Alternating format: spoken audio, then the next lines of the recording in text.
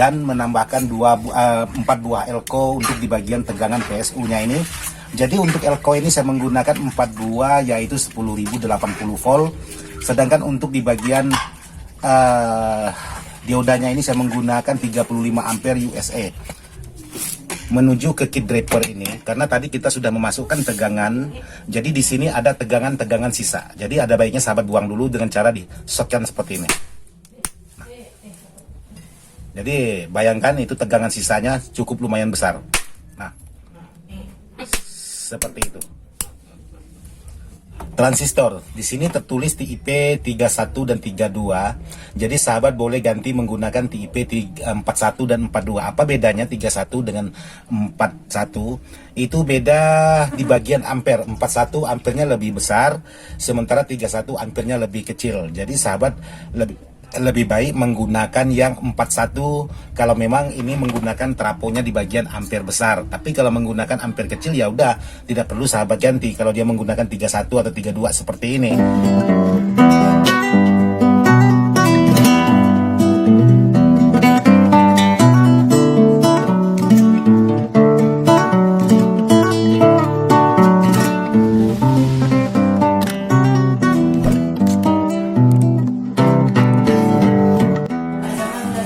Assalamualaikum warahmatullahi wabarakatuh, sahabat-sahabat Dadang Ismail Dadang ataupun serba elektronik di mana saja berada tanpa terkecuali yang tidak bisa disebutkan satu persatu. Alhamdulillah hari ini saya dapat sebuah garapan yaitu amplifier pasaran yang isi di dalamnya itu sebagian sudah hilang atau sudah pernah kena servis sahabat-sahabat senior kita, terus ya tidak tahu juga untuk di bagian powernya ini tidak ada. Jadi di sini tugas saya hari ini membuatkan yaitu di bagian power dan menambahkan 4 buah elko untuk di bagian tegangan PSU-nya ini. Jadi untuk elko ini saya menggunakan 4 buah yaitu 10.080 volt. Sedangkan untuk di bagian diodanya ini saya menggunakan 35 ampere USA. Jadi di sini untuk PCB elko-nya sebenarnya ini 6 elko, jadi saya potong. Jadi seperti ini. Jadi saya pakai 4 untuk di bagian tegangan PSU-nya.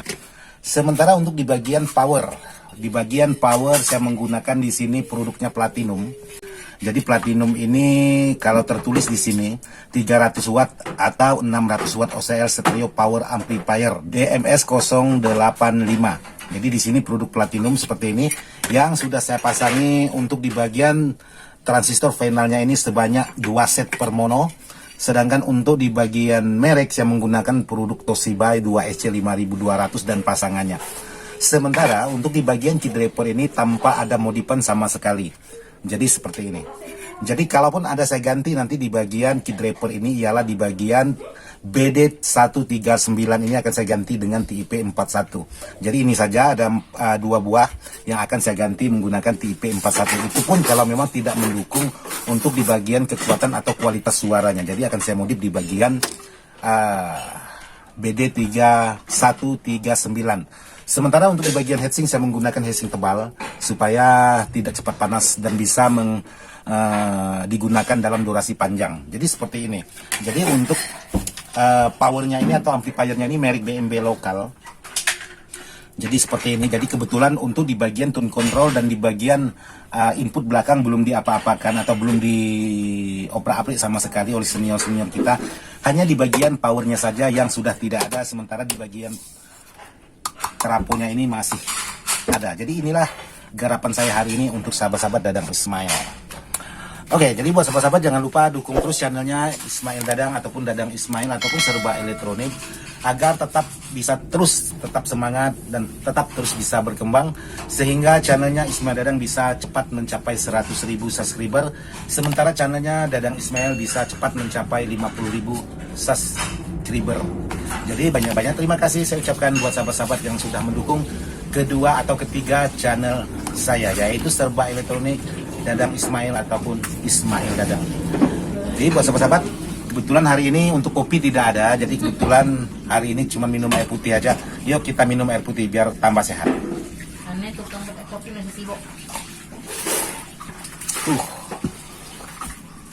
Mantap. Oke buat sahabat-sahabat, sekarang kita lanjut ke penggarapan sebuah power ini atau amplifier ini, bagaimana caranya, barangkali bisa bermanfaat buat sahabat-sahabat. Oke, sekarang kita lanjut ke penggarapannya. Sekarang kita lanjut untuk penggarapan sebuah power ini. Jadi di sini buat sahabat-sahabat, kebetulan di bagian tegangan, khususnya di bagian volt trapo, kabelnya kurang panjang. Jadi saya di sini sudah saya sambung untuk bisa menjangkau ke bagian dioda ini. Jadi di sini buat sahabat-sahabat yang sudah bertanya bagaimana bang cara memodif, bagaimana cara memasang dan lain sebagainya. Ini dipasang di bagian dioda. Jadi sahabat tinggal baca, di sini ada tegangan AC input dan AC input. Jadi tinggal sahabat lihat titiknya di bagian bawah. Jadi di sini ada titiknya, jadi tinggal sahabat memasang, terserah mau di bagian titik yang tertulis di bagian PCB ini atau di kaki bagian dioda ini, bebas. Yang penting satu jalur untuk di bagian tulisan dengan titik kakinya. Jadi di sini saya memilih supaya tidak mudah lepas di bagian jalur PCB, saya mengambil di bagian titik kaki dioda supaya semuanya lebih kuat. Nah, seperti ini.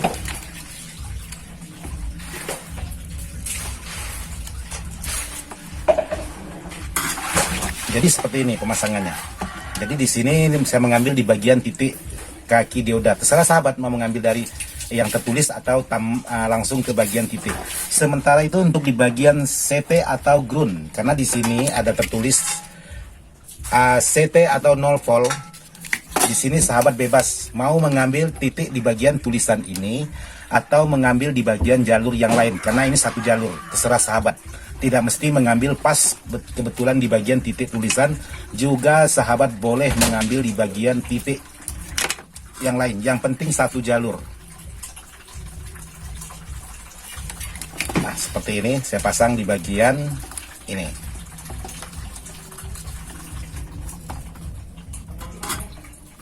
Nah, seperti ini. Untuk selanjutnya saya memasang di bagian tegangan, yaitu tegangan min plus.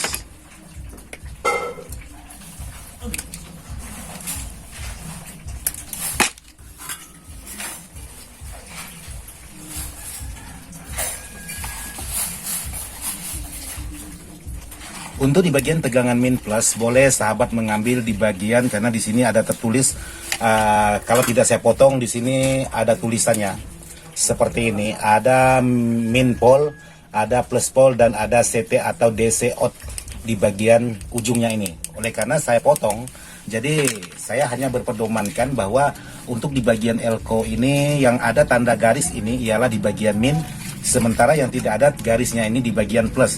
Inilah dasar saya mengetahui mana titik min dan mana titik plus. Jadi kebetulan di sini saya mengambil di bagian titik kaki dioda juga supaya benar-benar ampernya murni. Nah, seperti ini.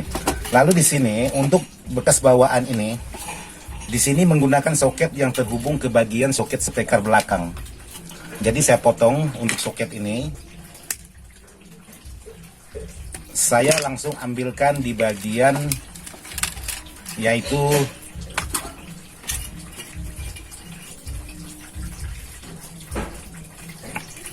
titik CT di bagian PCB ini. Jadi untuk penyolderan sahabat bisa memancing dua permukaan supaya benar-benar tempelannya begitu kuat. Nah, ini sudah jadi untuk di bagian tegangan ground atau CT yang menuju ke soket speaker belakang. Lalu di sini saya menambahkan lagi satu buah kabel untuk kabel yang menuju ke bagian kit driver, yaitu di bagian ground.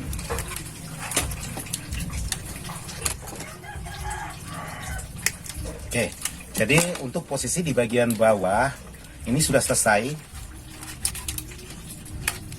Karena lokasi sudah saya buatkan, jadi tinggal sahabat memasang seperti ini. Jadi kalau memotong jalur, karena kalau untuk bawaannya ini untuk di bagian skrup ini tidak ada terhubung ke bagian jalur seperti ini. Jadi saya membuatkan lubang baru, otomatis saya potong supaya tidak menjadi short. Jadi dua-duanya saya potong di sini.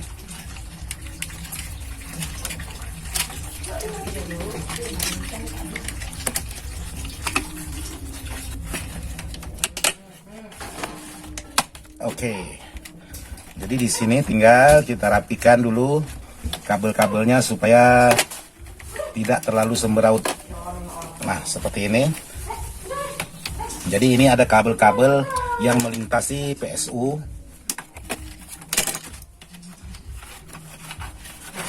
Dan di sini juga ada kabel ground atau kabel kontak bodi.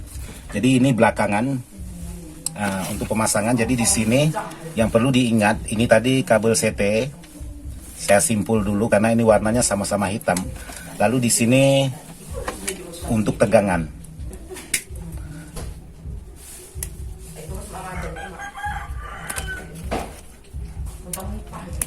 Nah, sekarang saya ingin coba mengukur tegangan yang keluar dari PSU ini jadinya berapa volt. Oke, di sini saya coba mengukur, mudah-mudahan multinya kelihatan tidak kena silau.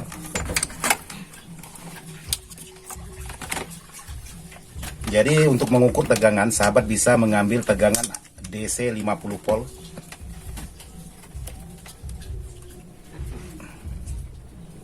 Jadi di sini untuk tegangannya yang keluar ke bagian trafo cukup lumayan tinggi, jadi mencapai 60 volt. Cukup lumayan tinggi untuk di bagian trafo ini tegangan yang keluar. Jadi sama antara tegangan min dan plus. Jadi buat sahabat-sahabat, untuk memasang di bagian tegangan dari PSU menuju ke kit draper ini, karena tadi kita sudah memasukkan tegangan, jadi di sini ada tegangan-tegangan sisa. Jadi ada baiknya sahabat buang dulu dengan cara di shotkan seperti ini. Nah, jadi bayangkan itu tegangan sisanya cukup lumayan besar. Nah, seperti itu. Jadi boleh dengan cara-cara lain sahabat membuang tegangan ini, tapi kalau memang tidak berani seperti saya, boleh cara-cara lain. Karena kenapa? Kalau sahabat memasang kabel ini masih ada tegangan-tegangan sisa, otomatis bisa merusak di bagian key draper, karena kita memasangnya satu persatu, bukan sekaligus. Itu yang bisa menyebabkan key draper ini bisa bermasalah. Jadi ambil titik amannya, dibuat seperti yang saya lakukan tadi. Jadi tergantung dari sahabat lagi kebiasaan cara pemasangan itu seperti apa. Tinggal di sini saya menyolderkan di bagian titik groundnya dulu.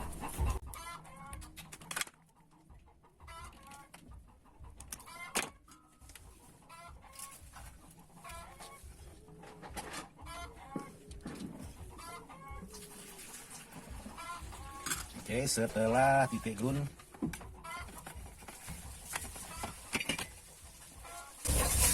lanjut ke bagian tegangan plus.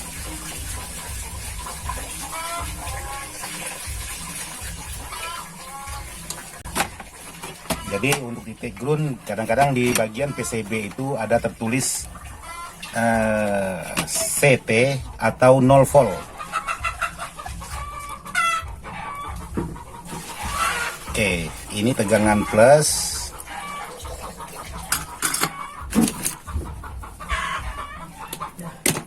Lalu ini tegangan min.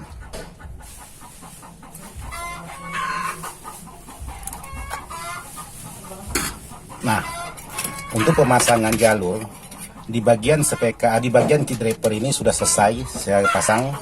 Jadi tinggal sahabat baca, di sini ada tertulis ada G atau 0 volt itu untuk CT, ada plus, ada min. Jadi seperti ini.